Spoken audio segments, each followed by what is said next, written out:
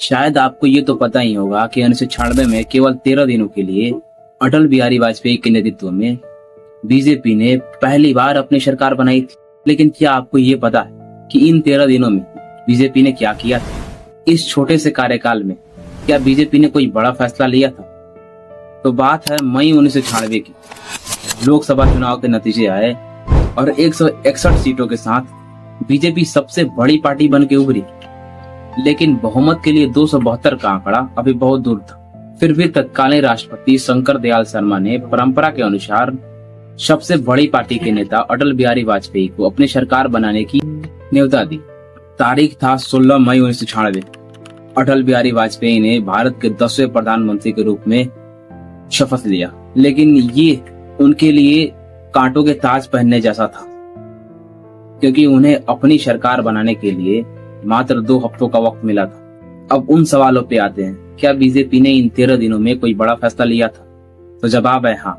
इन 13 दिनों में बीजेपी का मेनली फोकस अपनी पार्टी बचाने और सहयोगी पार्टियों को जुटाने में था।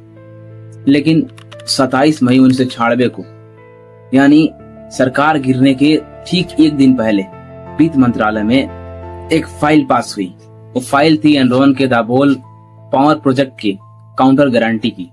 आसान भाषा में कहे तो अमेरिकी एनरॉन कंपनी महाराष्ट्र में अपनी बिजली की प्लांट लगा रही थी। इसी कंपनी को वाजपेयी सरकार ने अपने आखिरी घंटों में ये गारंटी दी थी कि अगर राज्य सरकार पैसा नहीं दे पाई तो केंद्र सरकार इसका भुगतान करेगी। ये फैसला इसलिए चौंका देने वाला था क्योंकि बीजेपी विपक्ष में रहते हुए इस प्रोजेक्ट का काफी विरोध किया था। और फिर 13वां दिन आया।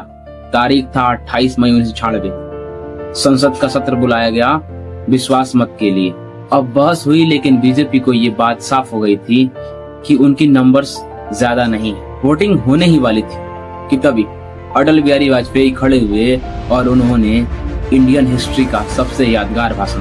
सत्ता का खेल तो चलेगा, सरकारें आएंगी जाएंगी, पार्टियां बनेगी बिगड़ेंगी, मगर ये देश रहना चाहिए, इस देश का लोकतंत्र अमर रहना चाहिए।